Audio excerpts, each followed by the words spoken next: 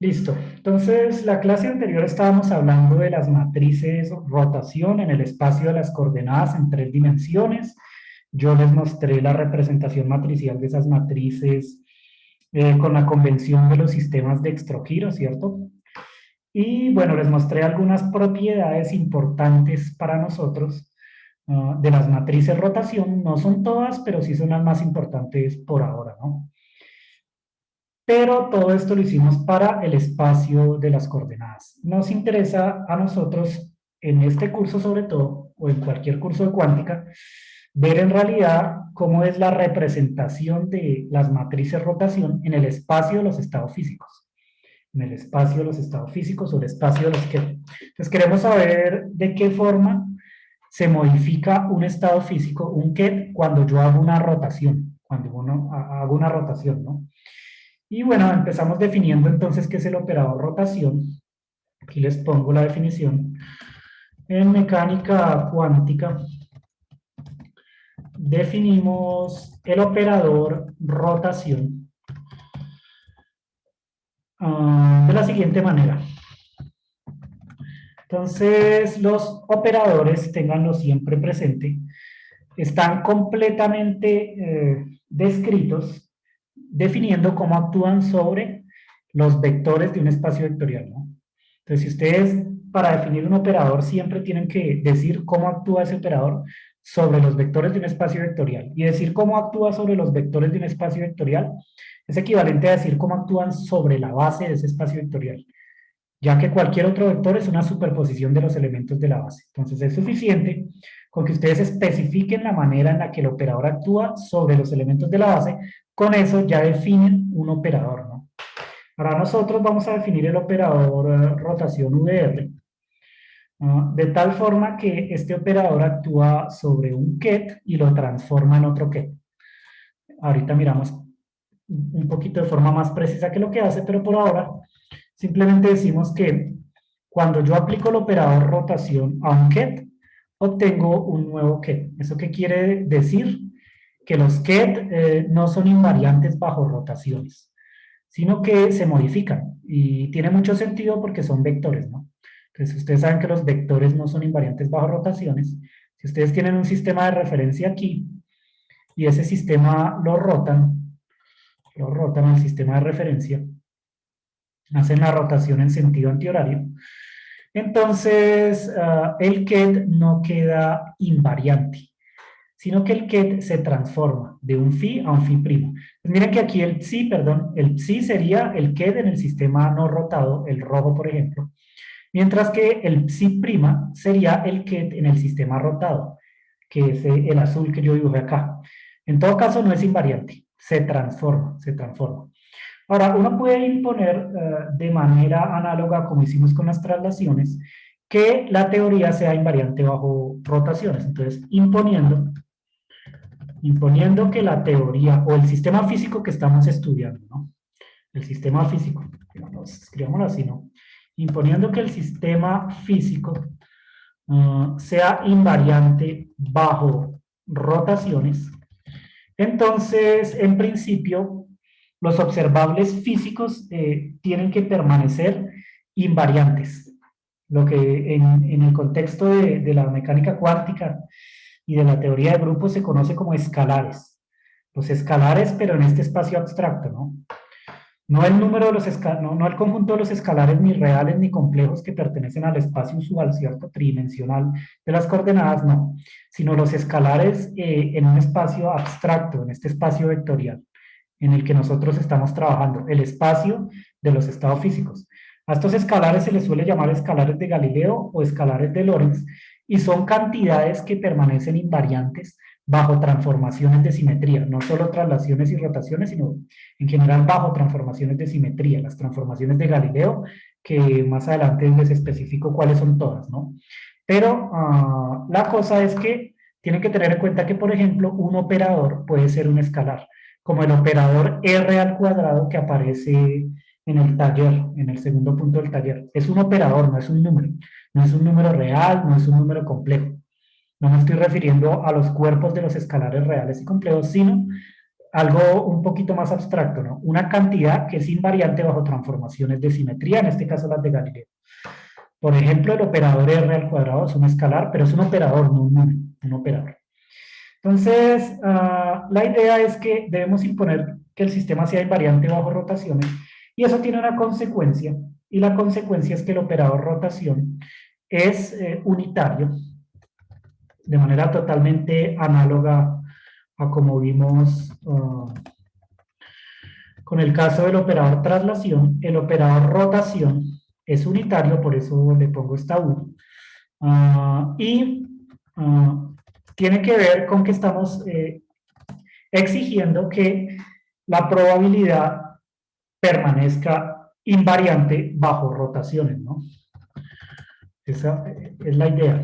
Si nosotros de nuevo imponemos que la probabilidad sea invariante bajo rotaciones ahora, entonces es suficiente con que la función de onda sea invariante.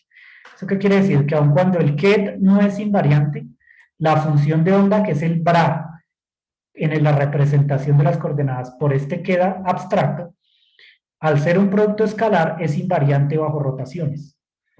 Es invariante bajo rotaciones. Como la función de onda es invariante bajo rotaciones, entonces la norma al cuadrado de esa función de onda que representa la probabilidad es también invariante bajo rotaciones. Y entonces aquí tenemos que, no importa si yo miro el sistema físico desde un sistema rotado o desde uno que no está rotado, las distribuciones de probabilidad no tienen que cambiar, tienen que ser la misma. Dicho de otra forma, los resultados de nuestro experimento en mecánica cuántica, que básicamente consiste en calcular frecuencias de ocurrencia de ciertos observables físicos, y generar una distribución de probabilidad. Esas distribuciones de probabilidad, que son resultados de los experimentos, no tienen que cambiar porque yo mire el sistema desde un sistema rotado o desde un sistema que no esté rotado. Los resultados del experimento no cambian, es lo que estoy diciendo. Esto, por supuesto, válido en un espacio que sea isotrópico.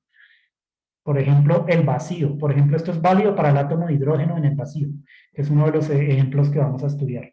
Deja de ser válido si el espacio no es isotrópico, porque la simetría de rotación se rompe explícitamente. Por ejemplo, cuando hay un cambio de fase en un líquido, ustedes pueden romper una simetría de rotación y esto ya no sería válido ahí, ¿no?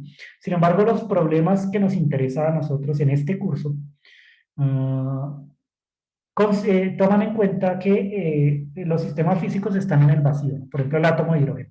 Toda la teoría del átomo de hidrógeno y lo que nosotros vamos a encontrar aquí, que es la estructura fina del átomo de hidrógeno y tal vez la estructura hiperfina, todo esto considera que el átomo de hidrógeno está en el vacío, ¿no? Entonces es un protón, un electrón que no está interactuando con nada, simplemente están en el vacío y donde ya sabemos que hay un campo magnético debido al protón, etcétera, ¿no? Pero en general consideramos que el espacio es isotrópico y entonces el hamiltoniano que construimos satisface esta simetría de rotación, etcétera, ¿no? Etcétera. Pero uno puede querer romper las simetrías, es algo que se hace usualmente. Usualmente se rompen las simetrías por distintas razones, ¿no? Distintas razones.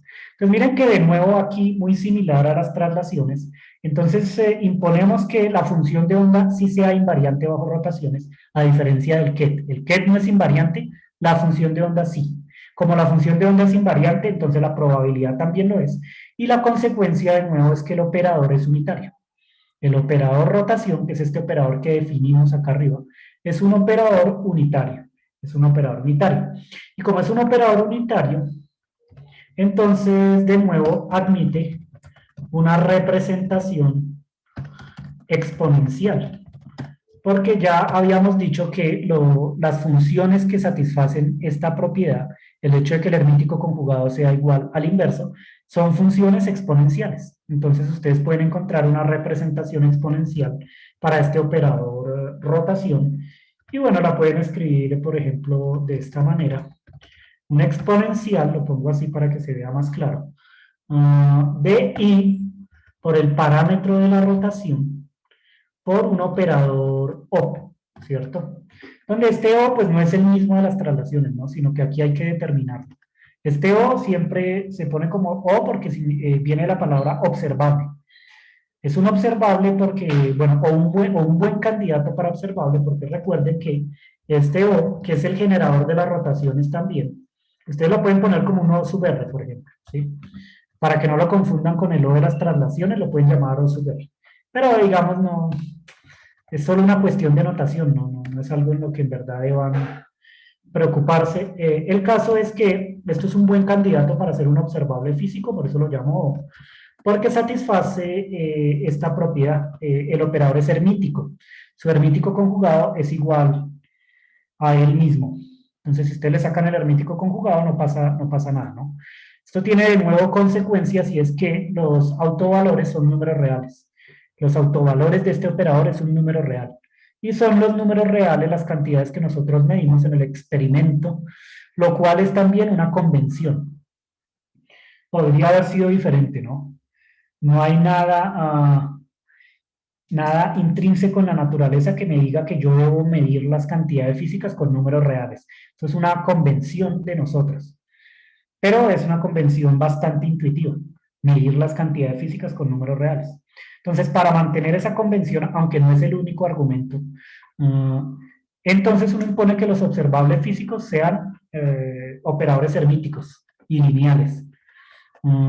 Pero la hermeticidad no solo tiene ese argumento, ¿no? O sea, no, el único argumento no es que los autovalores sean números reales, ¿no? Hay otros argumentos más fuertes que ustedes pueden ir a mirar en el Valentine, argumentos más fuertes, ¿no? Pero bueno, ahorita no nos preocupamos por esto. Simplemente toman en cuenta que esto es un buen candidato a un observable físico. Y de nuevo, debemos encontrar precisamente este operador, ¿no? Que es el generador de la simetría. Acá les voy a dejar el parámetro explícitamente. Una rotación en un ángulo cita. Se debería poder escribir así, ¿no? El operador rotación. Debemos encontrar de nuevo esta O. Esta O de R, bueno, sí, yo creo que la voy a dejar con el R para que no la vayan a confundir con el que puse en las traslaciones, ¿no? Que es un poquito más explícito. Así. Listo. Debemos encontrar este O y recuerden que este O es el generador de la simetría y va a resultar de acuerdo con el teorema de Nether siendo la cantidad que se va a conservar, ¿no? Digamos, todo esto es análogo a lo que vimos con el operador traslación, pero tiene algunos detallitos adicionales. Ahora, observen que esta notación que está aquí me está diciendo que por cada operador por cada operador R, bueno, la relación es 1 a 1, ¿no? Por cada operador R hay un operador U asociado. Entonces miren que R es es una matriz que actúa sobre el espacio tridimensional de las coordenadas. Es una matriz 3×3. Mientras que este U es un operador unitario abstracto. La cosa es que para cada rotación hay un operador U. Hay un operador U.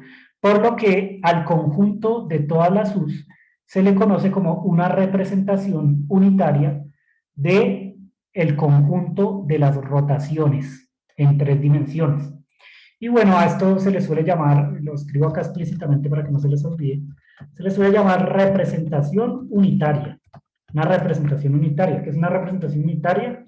Es un conjunto de operadores unitarios que forman un grupo, que forma también un grupo, y es isomórfico al grupo que representa. Entonces miren que la cosa es que nosotros la clase pasada vimos que el conjunto de todas las rotaciones forman un grupo, con todas las propiedades que tiene un grupo. El conjunto de estos operadores unitarios U también forma otro grupo.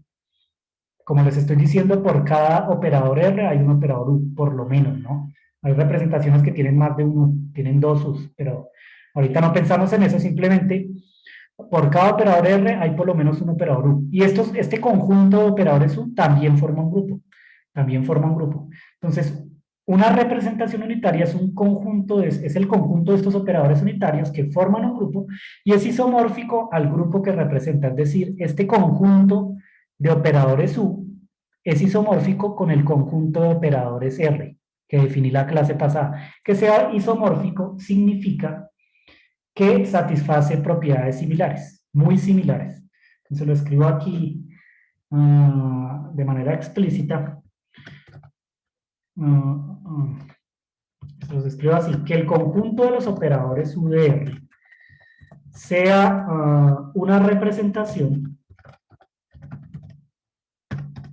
isomórfica al conjunto de las rotaciones R, ¿cierto? Implica que tiene las mismas propiedades del grupo de las rotaciones. O por lo menos muy similares, ¿no? Las mismas propiedades me refiero a cómo transforma y cómo multiplica bajo una operación interna los elementos de estos conjuntos, ¿no? Entonces miren que, por ejemplo, se los escribo aquí. Por ejemplo, si ustedes tienen que, en el caso de las rotaciones, tienen que una rotación 1 por una rotación 2, donde este 1 y 2 puede significar X y Y, ¿no? O Y y Z, son solo etiquetas, ¿no? Si ustedes tienen que este producto de dos rotaciones da una rotación 3, por ejemplo, entonces de aquí se desprende que el caso de los operadores unitarios satisface la misma propiedad que U de R1 por U de R2 es también igual a un U de R3, salvo una constante de fase que aparece por aquí, pero que siempre es posible absorberla en los ket, porque recuerden que estos operadores unitarios están definidos especificando cómo actúan sobre los ket. Entonces, estos operadores unitarios siempre actúan sobre un ket, siempre actúan sobre un ket. Por lo que, en general, este producto es el mismo, ¿cierto? Es muy similar, salvo una fase, pero esta fase es la que absorbe el ket, ¿no? Esta fase se absorbe en el ket. Recuerden que los ket están definidos siempre, salvo una fase. ¿Y por qué están definidos salvo una fase? Porque lo que uno mide son probabilidades, productos escalares. Y cuando usted hace un producto escalar de un bra con un ket, esta fase se anula siempre. Esta fase se anula. Entonces los ket están especificados salvo una fase. Por eso pongo la fase aquí, al lado de UR3. Pero miren que la propiedad que satisface es básicamente la misma, ¿no? Entonces, si la regla de multiplicación en el grupo de las rotaciones es esta, R1 por R2 igual a R3, en la representación del grupo de las rotaciones, que son este conjunto de operadores unitarios, se satisface una regla muy similar, salvo esta fase que uno podría quitarla porque la absorben los que, ¿no? Pero la voy a dejar explícitamente para que les quede ahí. Y además también se tiene, por ejemplo, esta propiedad. El hecho de que si tenemos el inverso de una rotación, sabemos que R por su inverso, pues da igual a 1, ¿no? Miren que entonces, como consecuencia, nosotros tenemos que U de R por U de R a la menos 1 es también una identidad. Pero cuidado con esta identidad, ¿no? Es también una identidad. Pero cuidado con esta identidad porque son diferentes. Esta identidad es la identidad 3×3, ¿no? Porque estas son matrices 3×3. Es decir, esto es una matriz 3×3. Mientras que esta identidad que está acá es un operador unitario que tiene la dimensión del espacio vectorial sobre el que actúa estos operadores, ¿cierto? Entonces miren que esto también es un operador, pero este operador tiene la dimensión del espacio vectorial sobre el que actúan las representaciones o estos operadores unitarios. Entonces, estos operadores unitarios actúan sobre un espacio vectorial. Aquí como ustedes lo están viendo acá arriba. Este espacio vectorial tiene una base y tiene una dimensión. La dimensión es el número de elementos de la base. La base, en cambio, estas son cositas de álgebra lineal. La base, en cambio, es un conjunto de elementos linealmente independientes que se pueden ortonormalizar. En mecánica cuántica es usual ortonormalizarlos porque queremos que representen probabilidades, entonces la suma de todos estos vectores no puede dar más de 1, ¿no? Entonces están normalizados siempre y también son ortogonales. Son ortogonales. Uno los puede ortonormalizar con el procedimiento de Gram-Schmidt del álgebra lineal. En todo caso, uno elige que la base vectorial sea ortonormal. el número de elementos de esa base o de estados ortonormales es la dimensión de la base. Y dependiendo del espacio vectorial en el que estemos, la dimensión va a cambiar. Por ejemplo, si nosotros tenemos una partícula de spin 1 medio y estamos en el espacio vectorial que representa el spin 1 medio, solo hay dos vectores base, spin arriba, spin abajo, un medio menos un medio. Solamente dos, las dos posibles valores que tiene la componente z del spin para un electrón. Un electrón solo puede tener spin arriba o spin abajo. Luego, el espacio vectorial solo tiene dos vectores base. Eso quiere decir que la dimensión del espacio es 2. Y por lo tanto, este operador tiene una representación matricial, que es una matriz 2 por 2. La dimensión de este operador es 2 por 2. Y de esa forma, entonces, esta identidad que está aquí sería, por ejemplo, una matriz 2 por 2. Esto lo vamos a ver más adelante con ejemplos concretos. Aquí simplemente les estoy adelantando algunas cositas que vamos a ver para que ya lo vayan pensando, ¿no? En todo caso, no confundir esta identidad con la identidad que aparece acá, ¿no? Esto es una matriz 3 por 3, en cambio esta matriz puede ser 2 por 2, puede ser 3 por 3, 4 por 4, 5 por 5, 6 por 6, n por n, incluso puede ser una matriz de dimensión infinita, dependiendo de la dimensión del espacio vectorial, dependiendo de la dimensión del espacio vectorial. Y de aquí también se desprende otra conclusión, y es que entonces nos estamos dando cuenta que u de r a la menos 1 es igual a u a la menos 1, u a la menos 1 de r, ¿no? Porque miren que lo que estoy diciendo, de acuerdo con este isomorfismo, es que si r por r menos 1 es igual a la identidad, entonces u de r por u de r menos 1 también debe ser la identidad, pero en este espacio vectorial. Pero eso implica que entonces este elemento que está acá debe ser el inverso de u. O sea, u por u a la menos 1 debe dar 1, ¿no? Este que está aquí es el inverso. Y de hecho, pues es el inverso, ¿no? Y se define así, u a la menos 1 de r. El inverso de r es igual a u de r a la menos 1, que es una consecuencia de que este conjunto de operadores unitarios formen una representación del grupo de las rotaciones. Entonces, miren que entonces debemos tener en cuenta estas propiedades, ¿no? De las representaciones. Este conjunto de operadores unitarios que yo estoy definiendo aquí no es cualquier cosa. No es simplemente un conjunto arbitrario de operadores que actúan de esta forma, no. Es una representación unitaria del grupo de las rotaciones. Y como consecuencia tiene estas propiedades matemáticas que yo les estoy diciendo aquí. Tienen estas propiedades. Son isomórficos con el grupo de las rotaciones. Y por lo tanto, se satisfacen estas dos propiedades que están acá. Entonces lo tomamos en cuenta porque más adelante lo vamos a usar. Y bueno, vamos a mirar entonces, ahora que ya les mencioné este par de cositas, cómo hacemos para encontrar explícitamente el generador de las rotaciones, ¿no? Entonces lo ponemos aquí. Para encontrar explícitamente, esto lo pongo como un punto 2. Para encontrar explícitamente la representación, no, escribimos así, mejor. El generador de la simetría de las rotaciones, ¿cuál será ese generador? Calculamos la siguiente cantidad. Calculamos la siguiente cantidad. Entonces, esto de nuevo es análogo a lo que hicimos con las traslaciones.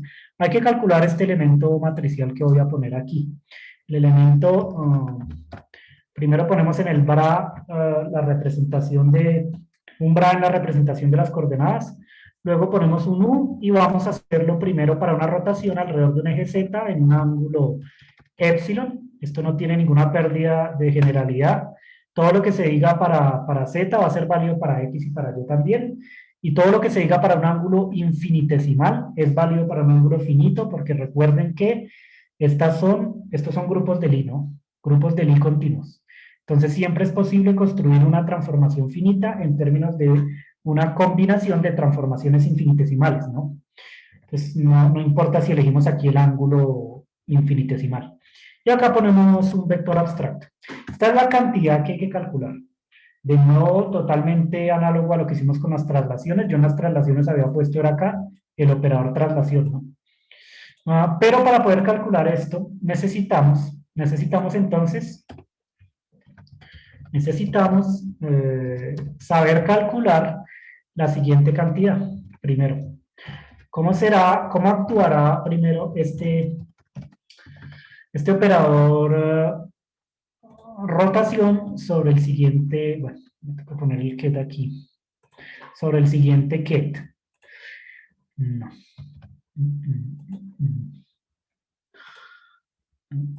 Voy a poner así, sobre el ket R. ¿Cómo actuará? Sí, necesitamos saber esto porque miren que aquí me aparece esta aplicación, el operador rotación sobre el bra en la representación de las coordenadas. Entonces nosotros no vamos a hacer actuar este u sobre el ket porque no tenemos en realidad nada explícito, simplemente sabemos que es un sí'. No vamos a hacer eso, sino que lo vamos a hacer actuar sobre el bra, sobre el bra. Pero antes de poder actuar, de poder hacer esta aplicación, necesitamos saber cómo actúa sobre el ket y luego, usando la correspondencia de Dirac, ver cómo actuaría sobre el bra, ¿cierto? Eso es lo que hacen usualmente para poder calcular este elemento matricial. Y entonces tenemos que hacer este cálculo que está aquí. Entonces yo les recuerdo, para una rotación alrededor del eje Z,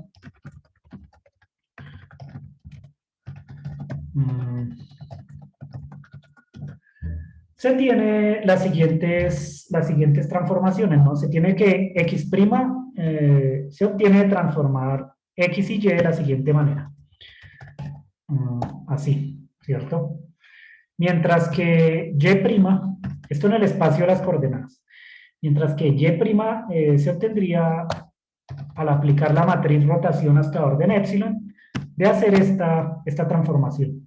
Y Z' queda invariante. Entonces Z' igual a Z. Entonces miren que esto que puse aquí no es más que las ecuaciones que uno obtiene si aplica la matriz rotación al vector X, Y, Z. Si no lo recuerdan, se los pongo explícitamente mejor. Acá. Entonces ustedes tienen un vector que quieren ver cómo se transforma. El vector X, Y, Z. Y lo quieren transformar bajo una rotación. Entonces ustedes aplican acá una rotación, por ahora alrededor del eje Z, ¿no? Esa rotación alrededor del eje Z es una matriz 3 por 3, que si ustedes mantienen únicamente términos de orden epsilon, pues tiene esta forma. Es un 1 acá. ¿Cómo era la cosa? 1 acá, 1 acá, 1 acá, menos epsilon acá, epsilon aquí, 0 acá, 0 aquí, 0 acá y 0 acá. De las matrices de rotación que yo les di la clase pasada. Y haciendo esta rotación, pues obtienen un nuevo vector primado, que es este vector posición, ¿cierto? X', Y', Z', pero bueno, ustedes lo pueden hacer también para cualquier vector en el espacio tridimensional, no solo para el vector posición. Pero para el vector posición en particular, esto define entonces tres ecuaciones. Este es un sistema de tres ecuaciones, ¿no? El primero es X' igual a X menos epsilon Y, el segundo Y' igual a epsilon X menos Y, y el tercero Z' igual a Z. Creo que ahí ya es evidente dónde salen las tres ecuaciones, ¿no? Pero esto se puede reescribir de la siguiente manera. Entonces las ecuaciones anteriores se pueden resumir en una ecuación vectorial. Es decir, ustedes pueden escribir esto como, primero, un vector R'. Este sería X', Y' y Z', el vector R'. Ese vector R' lo pueden escribir como el vector R, miren que aquí lo tienen, X', Y', Z', es el vector R', ¿no? Ustedes hacen simplemente, construyen un vector con estas tres componentes. Sería igual al vector R, que es X acá, Y acá y Z acá, pero tienen que hacerle esta transformación que está aquí. Ahorita la miramos. R más epsilon, el operador unitario K, producto cruz, el vector R nuevo, así. Tienen que hacer esta transformación. Y entonces, digamos, esto se puede escribir en términos de un determinante. Es decir, esto es lo mismo a que ustedes escriban la siguiente cantidad. Así sí sale. Sería R' igual a R más epsilon multiplicado por un determinante. Entonces ustedes recuerdan que el producto cruz de dos vectores pues es el determinante de una matriz 3 por 3. Este determinante lo escriben así, con esta notación, la notación de determinante, y entonces acá ustedes ponen I, el vector unitario I, el vector J, el vector K. Ponen aquí 0, 0, 1, porque toman en cuenta que es el producto K cruz R, entonces el vector K está representado aquí con este 1, ¿cierto? 1 en dirección K. Y aquí ponen X, Y y Z. Resuelven explícitamente este determinante y se van dando cuenta que las ecuaciones son exactamente las mismas que yo puse aquí arriba. Solo que no veo por qué me sale este menos. Esto es un más acá, ¿no? Aquí hay un más. Que es y' igual a epsilon por x sí, más y más 0, ¿no? Sí, esto es un más. Entonces aquí vienes con un más. Entonces ustedes pueden reconstruir rápidamente esto, ¿no? Simplemente se dan cuenta que cada una de las ecuaciones que están aquí se obtienen de mirar las componentes x, y, z de esta ecuación vectorial. Por ejemplo, x' es igual a x más epsilon por, entonces ustedes miran cuál es la componente x, ¿cierto?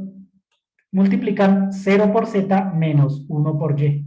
0 por z menos 1 por y. Entonces sale menos epsilon y, en el caso de la primera componente.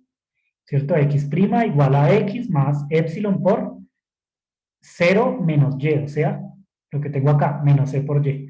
Y hacen lo mismo para cualquier otra componente. Para y', pues dicen y' es igual a y, que es lo que tienen acá, más epsilon por x. Entonces se paran acá y bueno, hacen el calculito.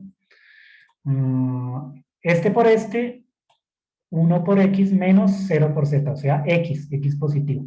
Entonces, y' igual a y más epsilon por x, que es lo que tienen acá. Y z' igual a z, simplemente ponen z' igual a z más, cogen acá la componente z, más nada, ¿no? 0 por x y 0 por y. De modo que z' igual a z. Entonces miren que esta rotación que yo hice aquí, en un ángulo infinitesimal epsilon, la rotación de estas coordenadas se puede escribir o como este sistema de tres ecuaciones que están acá, o de manera totalmente análoga se puede escribir como esta ecuación vectorial, que lo pueden poner explícitamente en términos del determinante de esta manera. Las tres cosas significan exactamente lo mismo. Entonces ya sabemos cómo transforma de manera un poquito más explícita la rotación de un vector en tres dimensiones. Ahora, para el caso del que, lo que haríamos nosotros es lo siguiente.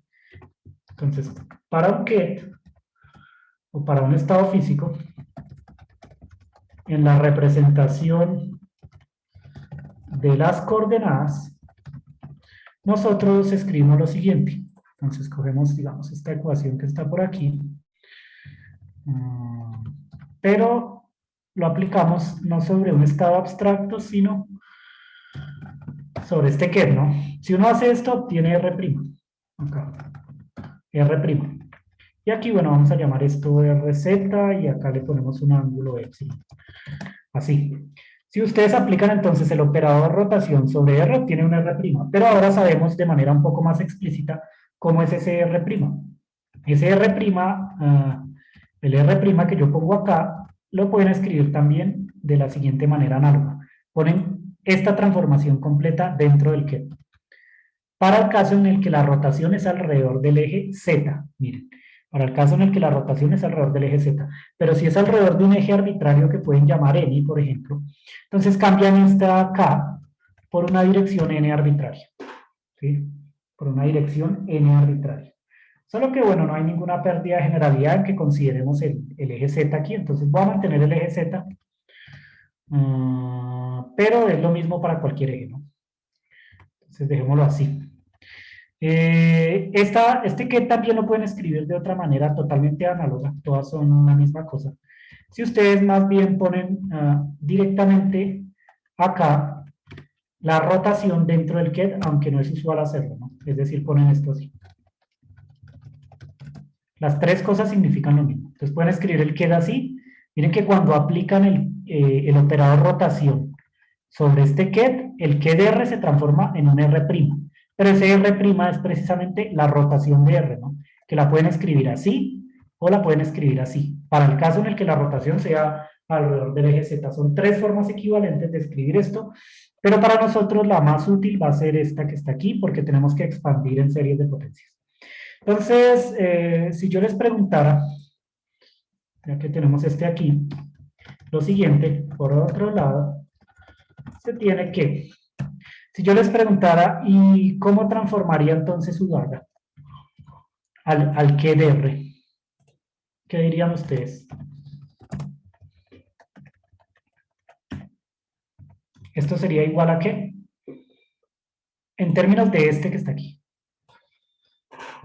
¿Qué dirían ustedes?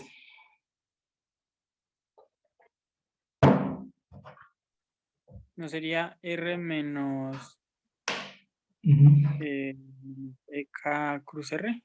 Eso, esa sería, ¿no? Esa es la intuición. Es eso precisamente. Pero hay una razón, ¿no? Digamos, sí, está bien. Pero hay que mostrar por qué. Digamos, es esto, pero ¿por qué? La pregunta. ¿Por qué? ¿Alguna idea por qué? Digamos, está bien el resultado. No sé, me imaginaba que quizás la rotación se hace en sentido opuesto o algo así. Es algo así, ¿no? Pero hay una explicación un poquito más formal y es debido a la unitariedad de este operador U. Hay dos razones, ¿no? La razón es que este operador U es unitario, pero además es una representación del grupo de las rotaciones. Entonces satisface las propiedades de las representaciones, es decir, satisface sobre todo esta segunda propiedad. Entonces miren que lo voy a escribir acá en una línea larguita.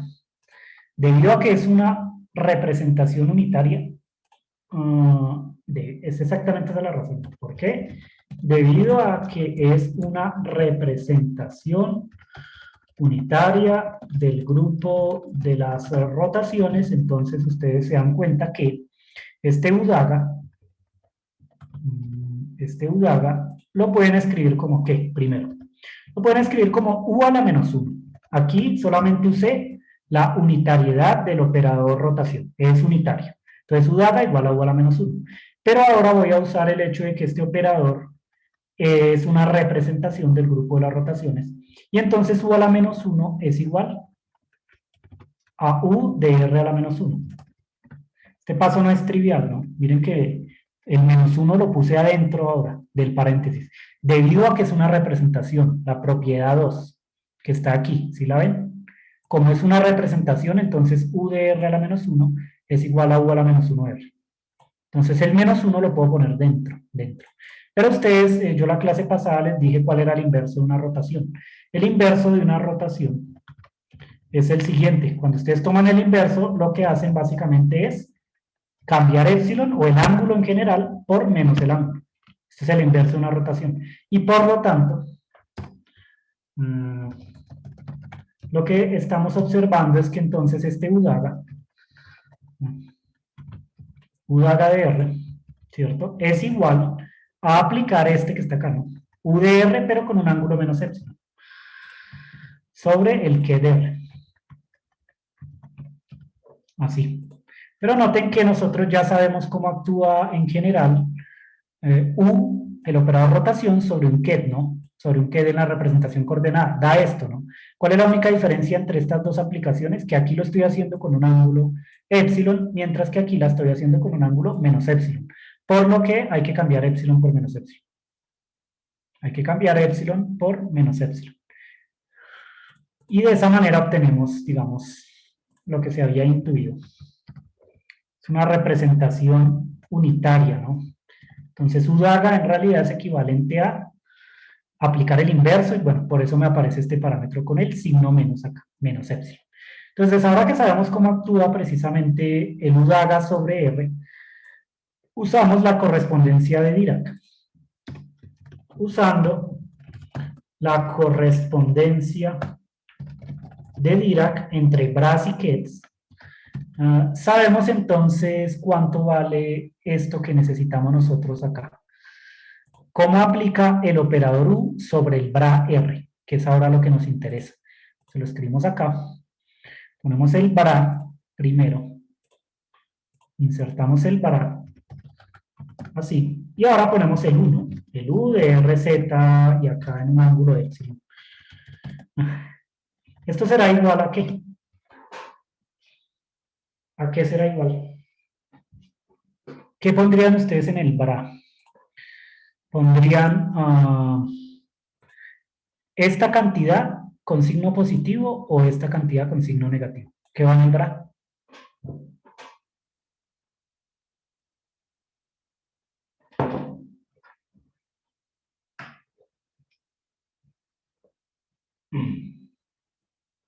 ¿Cuál de las dos iría? Sería el bra prima de R por el de signo negativo. R menos epsilon sub 0 K cruz R. Ese, el de signo negativo iría, no el positivo. Ajá. El de signo negativo, sí. Porque recuerdan que la correspondencia de Dirac me dice que siempre que yo tengo un ket en el bra, lo que tengo que hacer es cambiar precisamente el ket por un bra, ¿no? Que es lo que tenemos acá. Pero además tenemos que cambiar el operador por su hermítico conjugado. El hermítico conjugado del hermítico conjugado es el mismo operador. Por lo que en realidad estamos es cambiando este. Este es el ket que estamos volviendo un bra. No este de arriba. Si fuera este, aquí hubiera tenido que aparecer una daga, ¿no? Udaga. No estamos cambiando este ket, sino que estamos cambiando es el de abajo por un bra. Estamos haciendo la correspondencia entre los dos. Entonces sí, precisamente con el signo menos, ¿no? Por eso fue que yo hice esta transformación acá, ¿no? Para llegar por fin al bra. Entonces ahora sabemos cómo transforma el bra bajo rotaciones, y podemos calcular este elemento matricial que es el que nos interesa. Entonces ahora calculemos el elemento matricial. Estamos acá.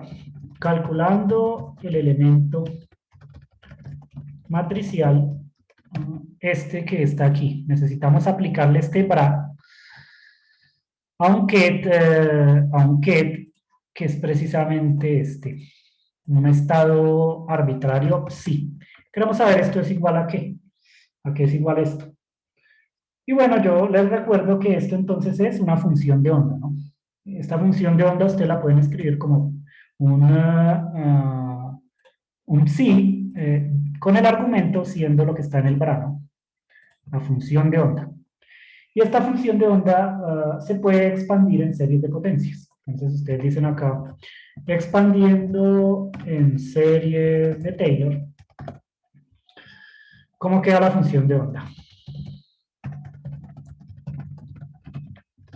Esto es análogo a lo que hicimos con las traslaciones, ¿no? No estoy haciendo nada realmente nuevo, solamente tiene algunos detallitos adicionales. Si ustedes expanden esta función, entonces obtienen lo siguiente. Primero obtienen psi de R, ¿no? Noten que estamos expandiendo alrededor de epsilon igual a 0, porque epsilon es un número muy pequeño, epsilon tiende a 0.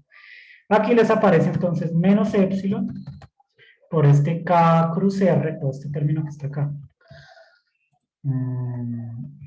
Menos epsilon por K cruz R, esto lo ponemos dentro de un paréntesis.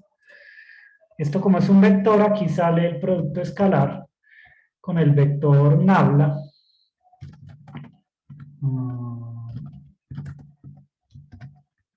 De R, ¿cierto? Que esto es en la coordenada R.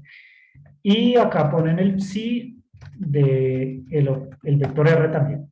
Más términos de orden superior que no nos interesan, porque son de orden epsilon al cuadrado que vamos a despreciar siendo epsilon infinitesimal.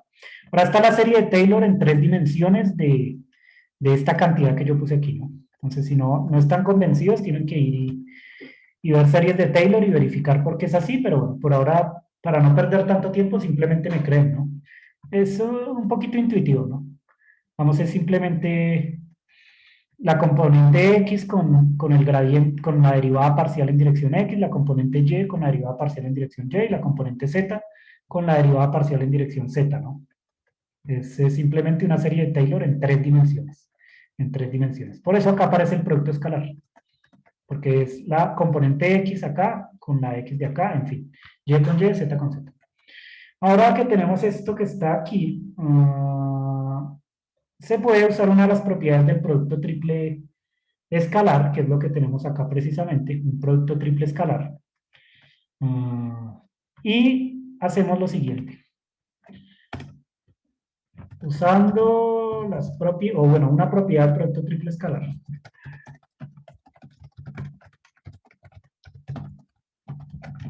Que bueno, seguramente ya conocen. Simplemente uno puede redistribuir este producto triple escalar para que quede ahora de la siguiente forma.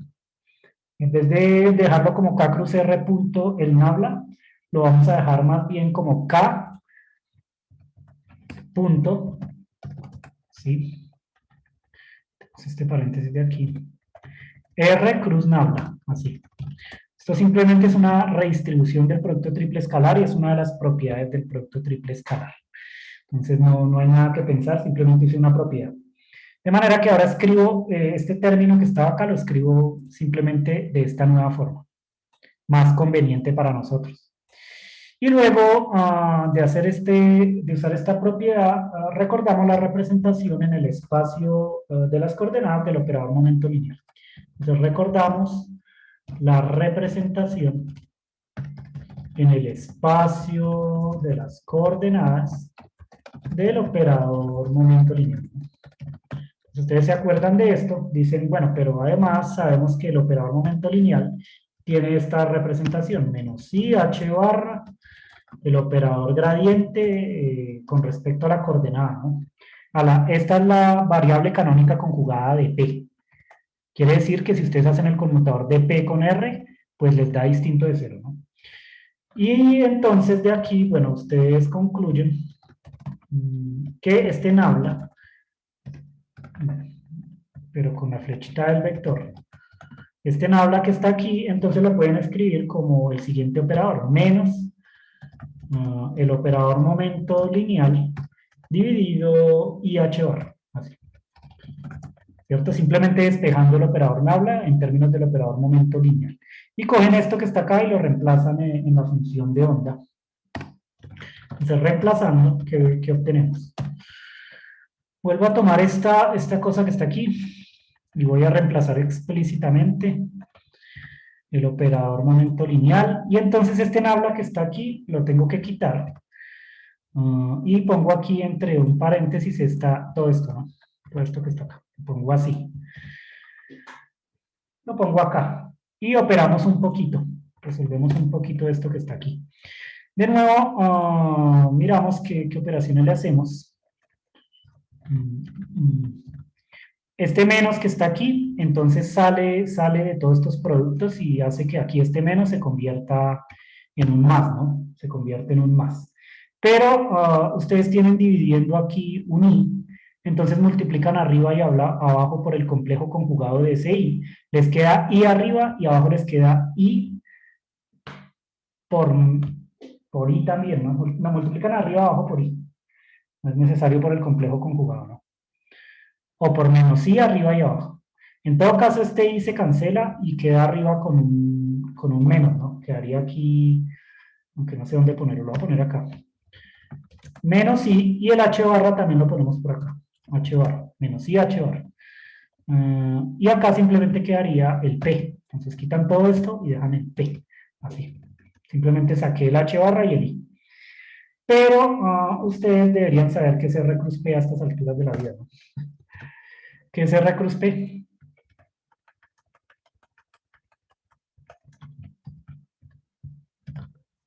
R cruz P, ¿qué sería?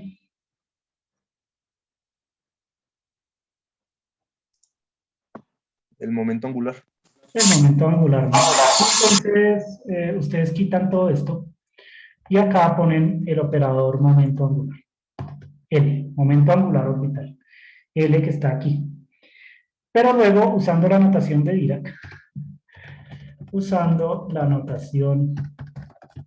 Dirac, ustedes pueden entonces reescribir esta función de onda de la siguiente manera. Pueden escribir esto como En vez de escribir todo esto, bueno, lo tomo acá prestado, van a escribir esto en términos de los bras y los ket, ¿no? Entonces, esta función de onda, por ejemplo, se escribe como el siguiente bracket. Sería el bra R aplicado al ket de psi, ¿cierto? Y toda esta cantidad que está aquí la pueden escribir dentro de un elemento matricial de la siguiente manera, ¿no? Quitan esta función de onda y todo esto lo van a poner dentro de un bracket, pero a ver si no me borro la... No, así. Donde aquí ponen R, ¿cierto? Y aquí ponen psi, ¿cierto? Esta es simplemente la representación matricial, la representación matricial. O la representación de Dirac de esta función de onda que está acá. Y de nuevo usan la linealidad de este producto escalar porque es lineal y entonces ustedes pueden reagrupar estos términos de tal forma que pueden meter entonces esta identidad que está acá dentro del bracket. Es decir, lo único que hice fue usar la linealidad, ¿no? Aquí se supone que hay algo así como un operador identidad porque la identidad por el ket pues da el mismo ket. Entonces simplemente lo escribo como un 1 menos toda esta cosa que está aquí. Pero si ustedes se quedan mirando detalladamente esto, más términos de orden superior que no estamos calculando, ¿no? Si ustedes se quedan detallando esto que está aquí, lo que está dentro de este bracket es precisamente ¿qué? ¿Qué sería lo que está entre paréntesis? La representación exponencial del operador. Exactamente, ¿no? La representación exponencial, bueno, antes de que digamos que es del operador, decimos simplemente la representación, digamos, es la serie de Taylor, ninguno de estos es, la serie de Taylor de, me perdió, de una exponencial, ¿no? Antes de que lleguemos al hecho de que es la representación exponencial, primero decimos que es la serie de Taylor de una exponencial, ¿no? Entonces, si ustedes se dan cuenta, esto no es más que la serie de Taylor de esta exponencial, 1 menos i sobre h barra epsilon por k punto l, etcétera, ¿no? Esta es la serie de Taylor de este ¿qué? Exponencial, despreciando órdenes de epsilon mayores a epsilon al cuadrado. Pero ahora sí llegamos al hecho de que, entonces, si nosotros comparamos precisamente esta cantidad por lo que teníamos aquí arriba, que era esto era lo que estábamos calculando desde el principio, que es la misma función de onda que yo escribí acá. Todo es lo mismo, ¿no? Esto que está aquí es precisamente esta función de onda, ¿no? Porque nosotros sabemos cómo actúa este operador rotación sobre el bra. El operador rotación sobre el bra da otro bra que tiene como argumento esta cantidad que está dentro del paréntesis. Al aplicarlo al ket de psi, pues obtengo la función de onda. Entonces estas dos cosas son lo mismo. Pero por otro lado estuvimos operando a la derecha y llegamos a esta conclusión. Entonces ustedes se quedan mirando estas dos cosas que están aquí. Acá ya no debería aparecer los puntos, ¿cierto? Porque ya está el exponencial. Se quedan mirando estas dos cosas que están aquí y entonces como conclusión encuentran la representación exponencial del operador rotación explícitamente. De aquí. Entonces dicen, entonces este operador rotación tiene esta representación exponencial. Y verifican entonces cuál es el generador de las rotaciones. ¿Cuál será el generador de las rotaciones? Podríamos llamarlo el ¿qué? El E por el L, profe. No, digamos, yo acá creo que no les puse la I, ¿no? Para que no, estas constantes que no son importantes las puede uno poner directamente acá. Ah, sí, bueno, yo había puesto el I, pero con un signo menos, no lo puse, bueno, así. Son una cuestión de convención, ¿no? Entonces es simplemente lo que viene acá con el ángulo, ¿no? Con el ángulo. Sale menos I, un ángulo y el operador rotación. Pero miren que, digamos, este K punto L, usted lo pueden escribir simplemente como la componente Z, ¿no? Así. LZ, ¿no? El momento angular tiene tres componentes, es un vector. LX, LY, LZ. Si ustedes hacen el producto punto con la dirección K, ¿qué obtienen? Precisamente LZ. LZ. El ángulo en este caso es este épsilon que está aquí, este épsilon que está acá. Y el menos i está aquí, entonces está el h barra. De nuevo, aquí obtenemos primero que este operador L que yo puse aquí es un operador hermítico, ¿no? Así. Lo que significa que satisface precisamente la propiedad que tienen los observables físicos. De hecho, el momento angular orbital es un observable físico, es algo que se mide en la práctica, por lo tanto está bien representado con un operador hermítico. Segundo, miren que entonces precisamente el generador de las simetrías es LZ sobre H barra. El generador de la simetría de rotación. LZ sobre H barra. Pero bueno, H barra es usual ponerla igual a 1, por lo que uno dice que el generador de las rotaciones es entonces el momento angular. El momento angular. Este resultado de nuevo se puede generalizar para el caso de 3 dimensiones y para el caso en el que el ángulo sea finito, ¿no? Entonces acá simplemente generalizando, ustedes hacen un procedimiento totalmente análogo para una rotación alrededor del eje X o para una rotación alrededor del eje Y, y se dan cuenta que entonces, en general, para un ángulo finito y una rotación alrededor de un eje N cualquiera, aquí le ponen un zeta, por ejemplo, lo que uno tiene es que la representación exponencial es de esta forma. Así. En vez de acá ponen el zeta, el ángulo finito, y en vez de acá ponen n. Ahora pueden poner n.l o pueden poner ln, como quieran, l sub n. En todo caso significa lo mismo, ¿no? Este sería la generalización para el caso, para un caso arbitrario, ¿no? Para una rotación arbitraria alrededor de un eje cualquiera, n no necesariamente tiene que ser x, y, z, sino que podría ser una dirección intermedia. Por ejemplo, una dirección arbitraria en coordenadas esféricas, que más adelante lo vamos a ver. Y zeta es un ángulo finito. Entonces, miren que el operador de rotación tiene una representación exponencial, de tal forma que el generador de las rotaciones es precisamente el exponente, ¿no? El exponente. En este caso sería el momento angular. El momento angular orbital es el generador de las rotaciones.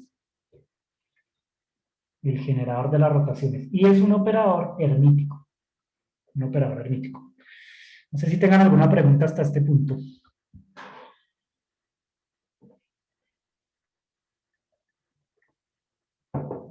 Entonces ya lo hicimos con el operador traslación y vimos que el generador de las traslaciones era el momento lineal. Ahora lo acabamos de hacer con el operador rotación. Tiene un poquito más de detalle, ¿cierto? El cálculo es un poquito más complejo, tampoco es mucho más complejo, ¿no?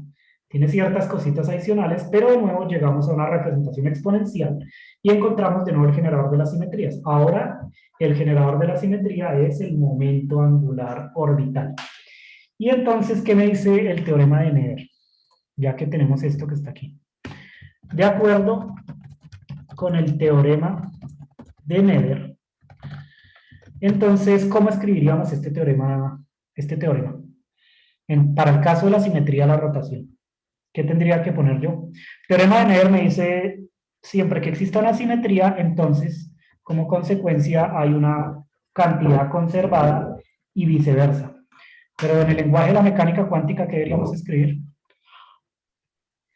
El conmutador del hamiltoniano con el operador, Eso, ¿no? inicialmente. Inicialmente decimos, si el hamiltoniano conmuta con el operador rotación, lo voy a escribir así. Esto significa entonces que la teoría es invariante bajo rotaciones, porque recuerden que esto es equivalente a la transformación de similaridad, ¿no? Esto es equivalente a hacer U dada por H por U igual a H, que es exactamente lo mismo. Entonces, esto me está diciendo que si la teoría es invariante bajo rotaciones, la teoría estando representada por el hamiltoniano, entonces, ¿qué pasa? Acá hay una doble implicación, ¿no? Que siempre se me olvida cómo es que se escribe, pero está aquí, ¿no? Entonces, ¿qué ocurre? Pues entonces la implicación creo que sería que el hamiltoniano, que el conmutador del hamiltoniano con la cantidad conservada asociada tendría que también ser Cero, ¿no? O que el hamiltoniano conmuta con la cantidad conservada, ¿no? La cantidad conservada en este caso sería el momento angular. Así, ¿no? Entonces, miren que este sería el teorema de Nether escrito en el lenguaje de la mecánica cuántica. De nuevo, ustedes saben que si el hamiltoniano conmuta con el operador rotación, entonces uno puede verificar, como lo hice yo con el caso de las traslaciones, que el hamiltoniano también conmuta con el momento angular. ¿Qué es lo único que hay que hacer? Digamos, no voy a repetir el cálculo porque es lo mismo, ¿no? Ustedes simplemente escriben el operador rotación en esta representación exponencial, expanden en series de potencias, algo así, que les quede así, y se dan cuenta que como consecuencia de este, se obtiene este, ¿sí o no? Se obtiene este que está aquí. Y de ahí se dan cuenta de esta implicación en un sentido. En el otro sentido sí es un poquito más complicado, pero lo vamos viendo con ejemplos concretos. El hecho de que si conmuta con L, entonces la simetría, se tiene la simetría, ¿no? Pero eso lo vamos discutiendo más adelante. En todo caso, el teorema de Nether está escrito aquí. Siempre tienen que recordar que el exponente de la representación exponencial de los operadores unitarios que representan la simetría continua son los generadores de la simetría. Son los mismos observables físicos que medimos en la práctica, pero además es la cantidad conservada. Es decir, este generador de la simetría, este exponente, me da mucha información, ¿no? Me está diciendo qué observables físicos hay en la teoría, el momento angular, por ejemplo. Me está diciendo cuál es la cantidad conservada también, ¿no? El exponente es la cantidad conservada. Y además, pues me da la información de cuál es el generador de la simetría. Tres cosas que tienen que siempre recordar, porque esto es similar para todas las simetrías continuas. Para todas las simetrías continuas. Entonces, miren que ya hemos descrito 3 traslaciones y 3 rotaciones, ¿no? Hay 3 parámetros de las traslaciones, porque ustedes pueden hacer una traslación en cualquier dirección X, Y, Z, y hay 3 parámetros para las rotaciones, porque ustedes pueden hacer una rotación alrededor de cada uno de los ejes. Van 6 transformaciones de simetría. Faltan otras 4 que vamos a discutir más adelante, ¿no? Que son los boost, las transformaciones de velocidad, ¿no? Pero bueno, hoy más bien miremos un poquito más las implicaciones del teorema de Nether, ¿no? Entonces consideremos de nuevo, aquí como punto 3, consideramos de nuevo un sistema de 2 partículas representado por el siguiente hamiltoniano.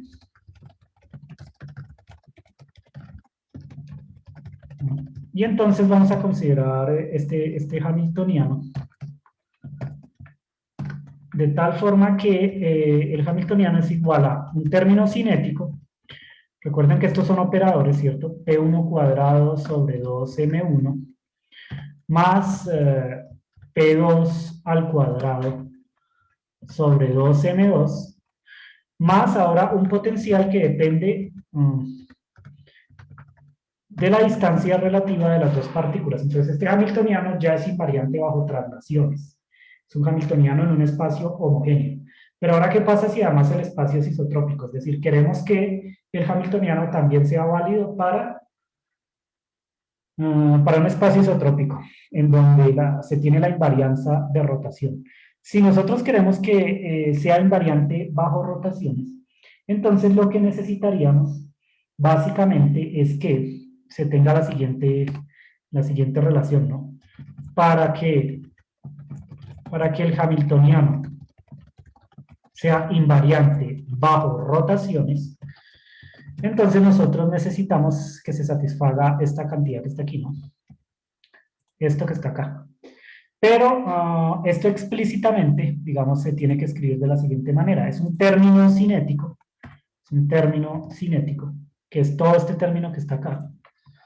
Un término cinético más un potencial que ahora lo escribimos imponiendo la invarianza de traslaciones también, porque depende de la distancia relativa, ¿no? Esto sería lo que necesitamos nosotros que se tenga. Pero queremos saber qué consecuencias tiene esto sobre la forma que tiene el potencial. ¿Sí? ¿Qué consecuencias tiene sobre la forma que tiene el potencial? Primero, ustedes pueden demostrar, y esto lo dejo para que lo piensen, se puede demostrar que se tiene la siguiente cosa, ¿no? Una rotación U dada,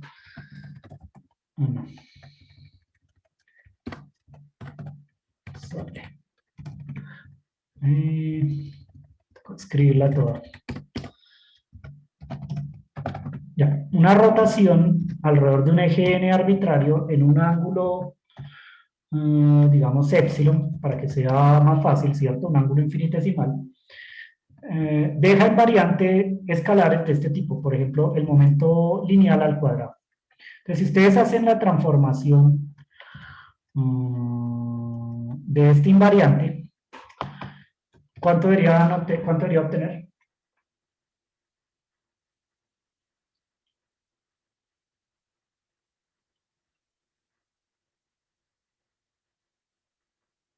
Si ustedes hacen esta transformación, aunque aquí puse 2 veces el DAGA, ¿no?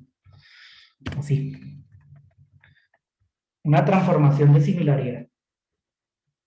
Pero de P al cuadrado siendo P un momento lineal. ¿Cuánto debería valer esto?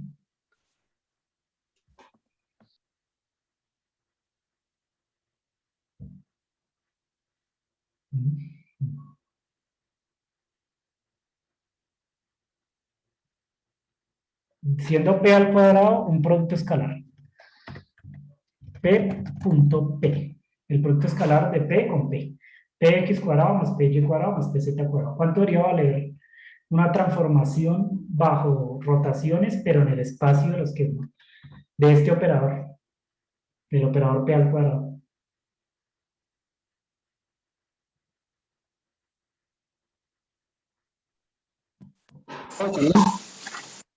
¿Cuánto?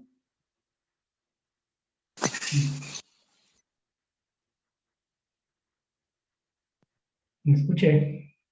Usen la intuición, ¿no? No el cálculo. Ahorita no se pongan a hacer cálculos porque no lo van a Sería el ver. mismo P punto P, ¿no? Es Claro, invariante. es un escalar. Es un escalar, ¿no? Mm. Es un escalar de Galileo. P cuadrado es el producto punto entre dos vectores. ¿Y qué pasa con los productos escalares? Son invariantes bajo rotaciones, pero aquí estamos en el espacio de las representaciones, ¿no? Esto es un operador que actúa sobre los que. Hay dos formas de demostrarlo. O ustedes expanden en series de potencias este U, ¿cierto? Hacen esta expansión que está aquí y usan el hecho de que P al cuadrado conmuta con L, con el momento angular orbital, P cuadrado, ¿no? No P solo, sino P cuadrado. Y entonces llegan a la conclusión de que se tiene esta identidad.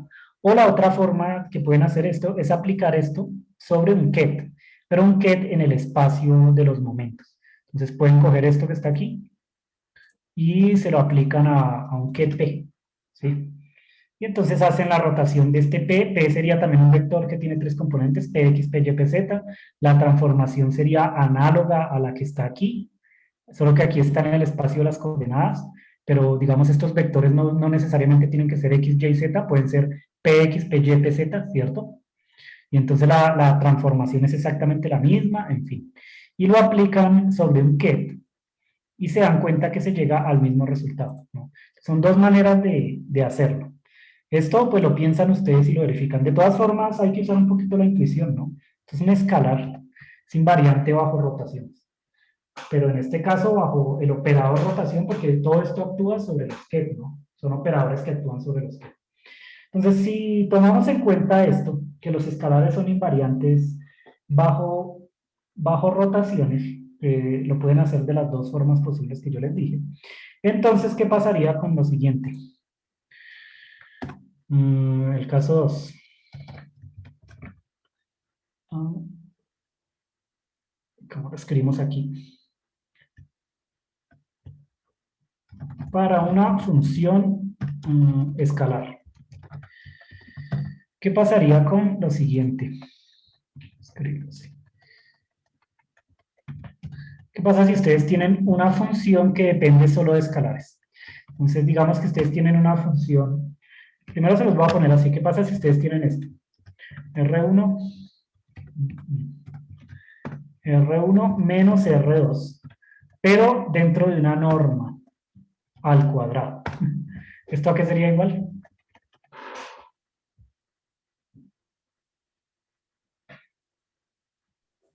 Pues daría igual, ¿no, profe? Porque si sigue siendo escalar. Sería lo mismo porque estos son vectores, ¿no? Digamos, no le estoy poniendo las flechas, pero son operadores que también son vectores, ¿no? Es decir, tiene componente X, Y, Z.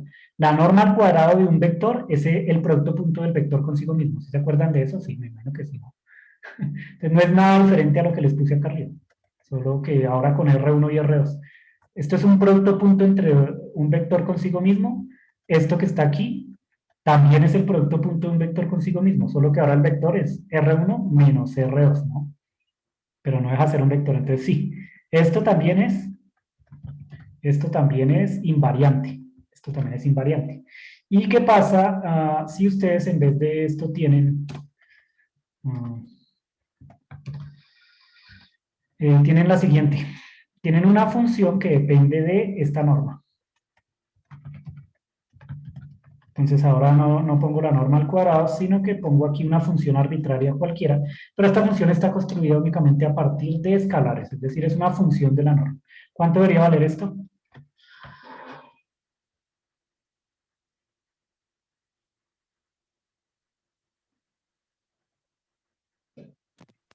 Es invariante, ¿no? La f de R1 menos R2. Lo mismo, ¿no? F de la norma de R1 menos R2. Eso quiere decir que no solamente esta función que está aquí, sino cualquier polinomio donde los coeficientes deban calcularse, también es invariante, es decir, no solo la norma al cuadrado, sino la norma sola, más una constante por la norma al cuadrado, más otra constante por la norma al cubo, etc. Una expansión en series de potencias de una función f en la norma de un vector es también invariante bajo rotaciones. Recuerden que ustedes siempre pueden expandir esta función, ¿no? Yo acá les puedo poner les puedo poner un 1 acá, por ejemplo, y esa cantidad va a ser invariante bajo rotaciones. Les puedo poner un 3 acá, y también es invariante bajo rotaciones. O un 4, o un 5, o un 6, etcétera, ¿no? Porque son normas elevadas a alguna potencia. Eso quiere decir que ustedes pueden coger una función de este escalar y expandirlo en series de potencias también, y darse cuenta que también la función es invariante bajo rotaciones. Y entonces, tomando en cuenta estas tres cositas que están aquí, que de pronto se los dejo como problema, demostrarlo explícitamente en algún caso. Tomando en cuenta esto, entonces volvemos acá a nuestro conmutador y miramos que, primero, el término cinético siempre conmuta, ¿no? Con el operador rotación, porque el término cinético está construido de momentos lineales al cuadrado que no son más que escalares, ¿no? Un producto escalar. Esto es un producto escalar. Esto es otro producto escalar. Esto es P con P. P1.P1, P2.P2. Que de hecho es invariante bajo rotaciones porque es un escalar. Es un operador escalar. Los escalares son invariantes bajo rotaciones. Sin embargo, el operador que está aquí, el potencial, sí se necesita encontrar una condición para que sea invariante bajo rotaciones. Y la condición la tenemos precisamente aquí, en el caso de una función escalar. Para que el potencial sea invariante, lo pongo aquí como conclusión, para que el potencial sea invariante bajo bajo el operador rotación, que más claro. Entonces es necesario que ustedes definan este potencial de la siguiente manera. Este potencial no solamente es un potencial que depende de la distancia relativa entre las posiciones, sino que debe depender, para que sea también invariante bajo rotaciones, debe depender de la norma de la distancia relativa. De la norma de la distancia relativa. Entonces, ¿qué conclusión tenemos nosotros aquí? Hemos visto dos simetrías, ¿no? Traslaciones y rotaciones. Si ustedes quieren que en una teoría se conserve el momento lineal y el momento angular, entonces el potencial que ustedes ponen en el hamiltoniano debe depender de la norma de la posición relativa de las partículas, necesariamente. Entonces, si ustedes en una teoría necesitan que se conserve el momento lineal y el momento angular, o dicho de otra forma, es un sistema que es invariante bajo traslaciones y bajo rotaciones, necesariamente el potencial que ustedes ponen en el hamiltoniano debe depender de la norma de la distancia relativa de las partículas. Y es algo que sí tiene que quedarles muy claro, ¿no? Dependiendo de las simetrías que yo imponga, mi hamiltoniano puede tomar una forma o puede tomar otra, ¿no? No puede tomar cualquier forma arbitraria, no. La forma que tome el hamiltoniano depende de las simetrías del sistema físico. Y nosotros aquí hemos visto dos simetrías, traslación y rotación. Este potencial sería la forma que tiene que tiene que tener si imponemos la simetría de traslación y de rotación. Si solo impusiéramos traslación y dijéramos no es necesario que sea invariante bajo rotaciones, entonces es suficiente con un potencial que dependa de la distancia relativa. Pero si queremos que además sea invariante bajo rotaciones, entonces se necesita que aparezca en este potencial la norma. O dicho de otra forma, el hamiltoniano solo puede depender de términos escalares. Este hamiltoniano que está aquí solo puede depender de términos escalares para que el hamiltoniano sea invariante bajo rotaciones, Y bueno, esto es una imposición que nosotros hacemos siempre que estemos en un espacio que sea homogéneo y sea isotrópico. También, es decir, para cualquier sistema físico que lo consideremos que se encuentre en el vacío, porque el vacío es homogéneo y es isotrópico. Una pregunta, profe. Sí. O sea que si nosotros reescribimos el hamiltoniano con la contribución del potencial como la norma de la distancia relativa entre las dos partículas, entonces habrían ahí dos cantidades conservadas. Sí, momento lineal y momento angular. Listo. Dos cantidades conservadas, sí. Y bueno, pueden pensar en otro ejemplito, aquí se los dejo para que lo piensen, que también creo que está en el taller. Ejemplo, ya para terminar hoy. Piensen, por ejemplo, en este potencial PR1, PR2, y un potencial que depende de las dos coordenadas, que tiene esta forma, es una constante, un campo constante, ¿cierto? Una G que es una constante, multiplicada por, bueno, un campo vectorial, bueno, no es un campo vectorial, ¿no? Es un vector, no depende de las coordenadas, simplemente es un vector constante, tiene componentes kx, ky, kz. Por ejemplo, el vector número de onda, ¿no? Y acá ponen el vector R y esto lo multiplican, por ejemplo, por la siguiente cantidad. Y ustedes me dicen, sí, ¿qué simetrías tiene este potencial?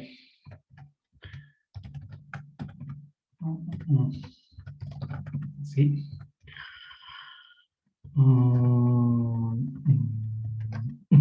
Ya. Entonces, si yo les preguntara a ustedes, ¿este potencial tiene alguna simetría? Aquí aclaro que R, este vector R que yo puse acá, es igual a R1 menos R2. Pero bueno, sí les estoy poniendo las flechitas aquí. ¿Tiene alguna simetría este potencial?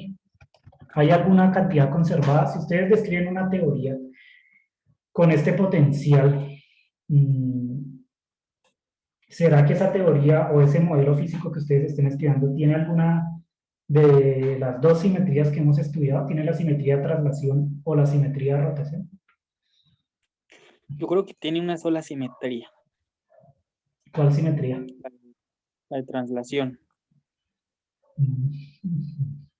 Lo digo porque pues quizás como este tiene representación vectorial,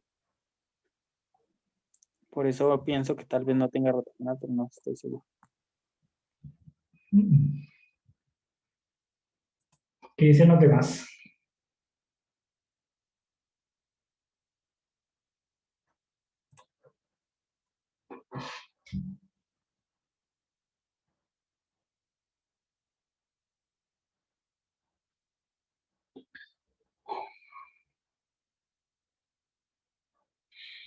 Miren que en realidad depende de la norma de R1 menos la norma de R2.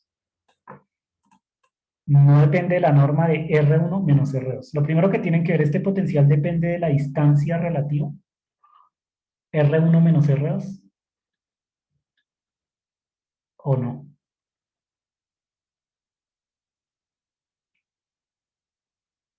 ¿O depende de ¿Cómo? distancias absolutas? ¿Depende de la distancia relativa entre las partículas de R1 menos R2 o depende de distancias absolutas con respecto a un origen?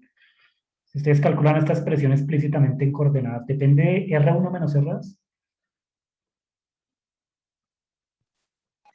Ahí está restando, pero no vectorialmente. Digamos, R1 menos R2, sino restar la magnitud y más no el Ajá. vector completo. Y entonces depende de la distancia relativa o no. No, No. Entonces, ¿es invariante bajo traslaciones?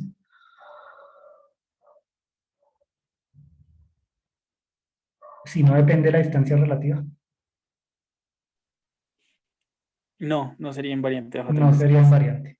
Entonces, este potencial no es invariante bajo traslaciones. Porque no se cancela el D. Miren que si ustedes le suman el parámetro de la traslación a ambos lados, acá le ponen un más D. Y acá un más D, que bueno, suponen que es un vector, no para no estar escribiendo tanto. No se cancela el D. Solo hagan el cálculo explícitamente. Esta norma sería raíz cuadrada de la suma de los cuadrados. Miren y verá que no se cancela el D. Si no estuviera, digamos, estas normas, sino que estuviera así, ahí sí se cancelaría el D, ¿no? Porque acá le sale un más D, pero por otro lado le sale menos R2 más D. Entonces, cuando ustedes hacen una traslación, el parámetro D se cancela porque queda con un menos acá, ¿no? Más D menos D. Ahí sí se cancelaría. Pero la cosa es que está la norma acá, ¿no? Entonces no es invariante bajo traslaciones. ¿Y será que es invariante bajo rotaciones?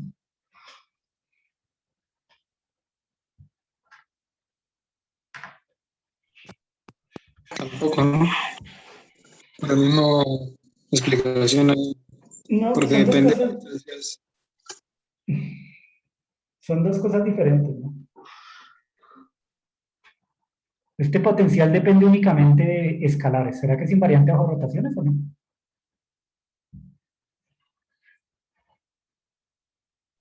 Si depende solo de escalares, sí, ¿no? Sí. Mire que esto es un escalar. Esto es la raíz cuadrada de R2.R2, que es invariante bajo rotaciones. Esto es la raíz cuadrada de R1.R1, que es invariante bajo rotaciones. Esto es K.R, un producto punto. Invariante bajo rotaciones, y esto es un número. Entonces sí es invariante bajo rotaciones, ¿no? Entonces revisen este problemita, van pensando, creo que está en el taller también, si no estoy mal. Entonces acá simplemente se los dejo explícitamente revisar. Y bueno, más adelante les comento qué otros ejercicios tienen que hacer, voy a dejar la clase hoy aquí.